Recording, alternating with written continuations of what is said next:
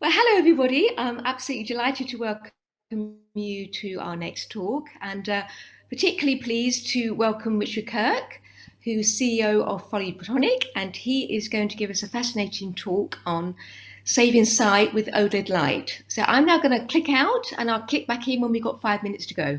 Over to you, Richard. Thank you, Chris. Chris, just before you go, are my slides showing now? I'm going to assume that my... Yes, they are, Richard. They're showing. Okay, I've just clicked out, but I'll go back in, sorry. Right, I'm going to assume they're showing. There we go. Yep. Great. And now they've got jumbled. Right, there we go at the beginning. Well, thank you very much for inviting me. This is all about healthcare, although PolyPhotonix is at heart a material science company. And we started off with developing new formulations and new systems for manufacturing OLEDs in large numbers. So this led us, because we were OLED experts, and a lot of the people in my business are physicists with a particular emphasis on understanding light. This led us down the avenue of looking at how light can be used in the healthcare environment.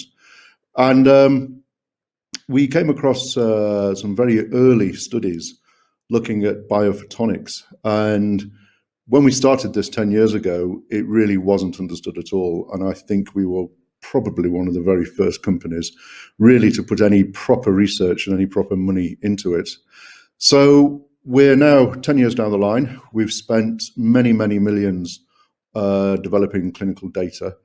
And we are starting to commercialize. So I'll take you through a little bit about what we are doing. So we're primarily interested in diabetes.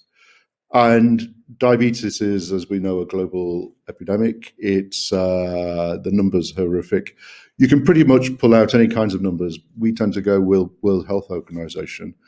And there are currently sort of 500 million people with diabetes in the world today. And that is only going in one direction. So it's truly horrific. One of the problems with diabetes is diabetic retinopathy. And I make no apologies for this slide. We're sort of desensitized to it, but this is how you currently treat diabetic retinopathy.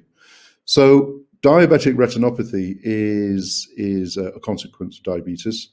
There's a very sad statistic. There are two types of diabetes that we know of: type 1, which is genetic inherited disease, and type 2, which is very much to do with lifestyle.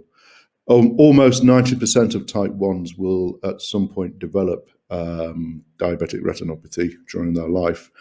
But the numbers for type 2 are equally horrible. Over 2/3 of type 2s will develop some form of diabetic retinopathy within 10 years of diagnosis. So it's out of control. This is the current gold standard treatment, intraocular injection, and it costs on average about $7,000 per eye per year.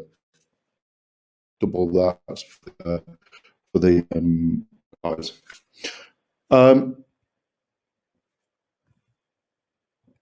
Sorry, I'm just jumping. Or this is the other treatment, and this is pan-retinal photocoagulation. Pan-retinal photocoagulation is lasering, and it's equally horrible. It isn't really a treatment.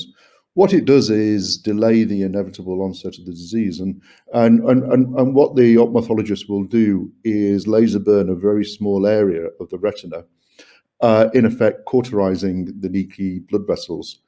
And this irreparably damages photoreceptors.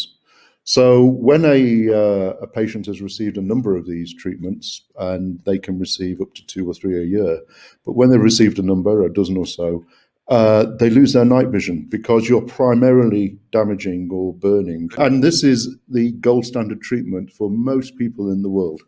So what we have done is developed a treatment. This is just starting off with one of the patients, is Isabel.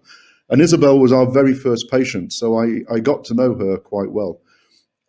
She lives fairly locally to our base in Sedgefield in the north of England. And she's been a type 1 diabetic for 45